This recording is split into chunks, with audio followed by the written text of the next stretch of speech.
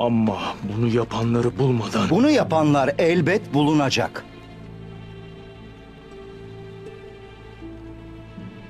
Burada Selçuklu'nun emiri var.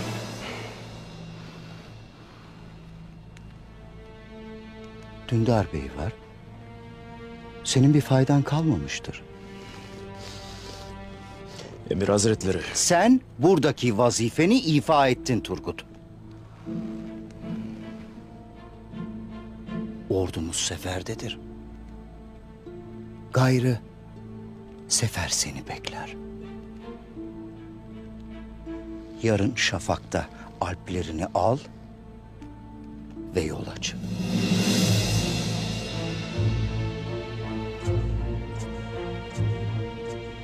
Sen burayı merak etmeyesin.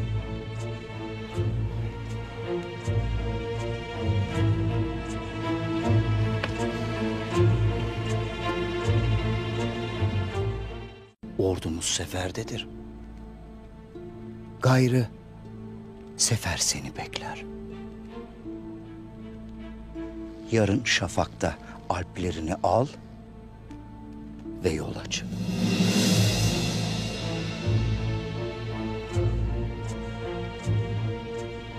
Sen burayı merak etmeyesin.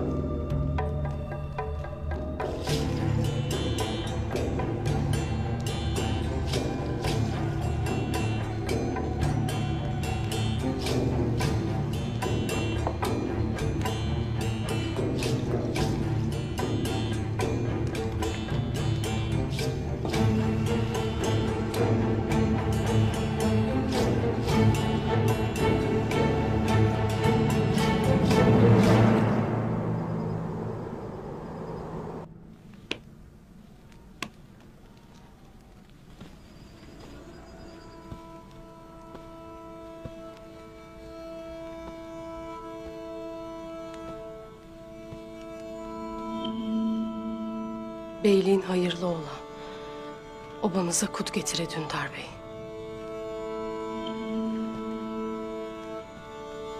Allah razı olsun Aslan Hatun. Sağ ol kızım.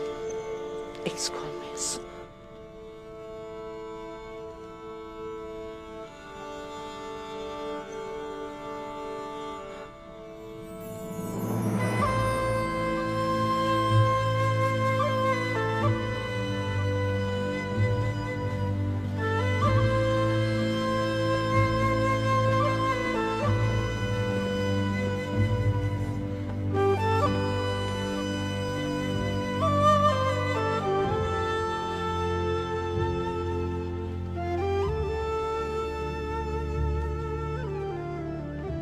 Sefere dönüşünüz ne vakittir Turgut Alp?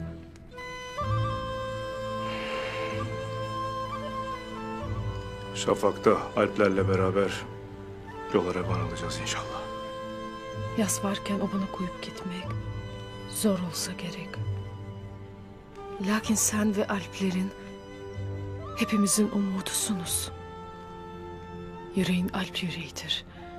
Bu yükü de kaldırır evelallah. Yas tutmak bir yana. Ertuğrul Bey'imin intikamını almadan gitmek bana çok ağır gelir.